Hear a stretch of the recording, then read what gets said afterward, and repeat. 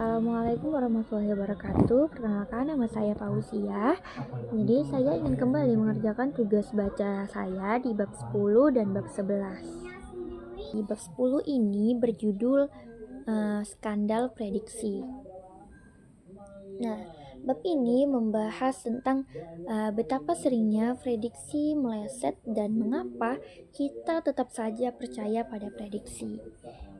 Di awal bab ini, penulis menjelaskan bahwa meskipun prediksi seringkali salah, kita tetap saja tertarik dengan ramalan dan perkiraan.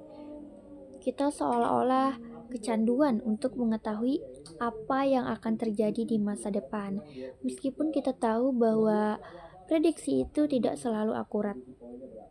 Nah, pernahkah kalian merasa penasaran dengan ramalan zodiak atau berita ekonomi, meskipun kalian tahu bahwa itu hanya perkiraan? Nah, awal bab ini menjelaskan kenapa kita memiliki kecenderungan seperti itu. Penulis memberikan contoh bagaimana para ahli ekonomi seringkali membuat prediksi yang salah tentang pasar saham dan inflasi. Namun, kita tetap saja mendengarkan mereka dan membuat keputusan berdasarkan prediksi tersebut. Di bab ini juga dibahas tentang bagaimana media seringkali membesar-besarkan keberhasilan prediksi, sementara kegagalan prediksi diabaikan.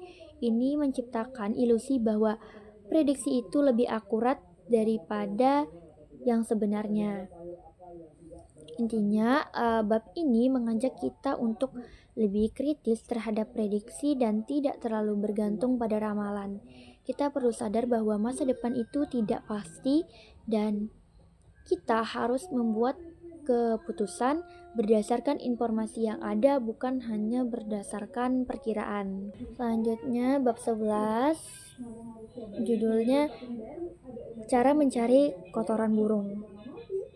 Judulnya unik, tapi sebenarnya membahas hal yang sangat penting tentang bagaimana manusia sering salah dalam memahami dan memprediksi kejadian besar. Di bab ini, mencari kotoran burung digunakan sebagai metafora.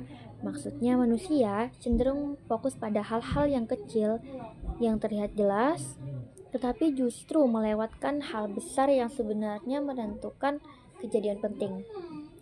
Nah, pernah nggak kalian merasa sudah memperhatikan banyak hal, tapi tetap saja ada kejadian besar yang tidak terduga?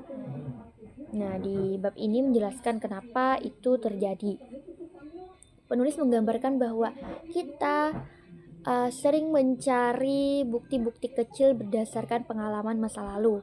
Padahal dunia dipenuhi kejadian besar yang tidak muncul dalam data karena terlalu fokus pada detail kecil.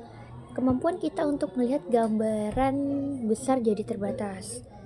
Nah, di bab ini juga dijelaskan gagasan dari Friedrich Hayek yang mengatakan bahwa manusia sebenarnya punya pengetahuan yang sangat terbatas. Karena itu, model, grafik, dan prediksi sering meleset.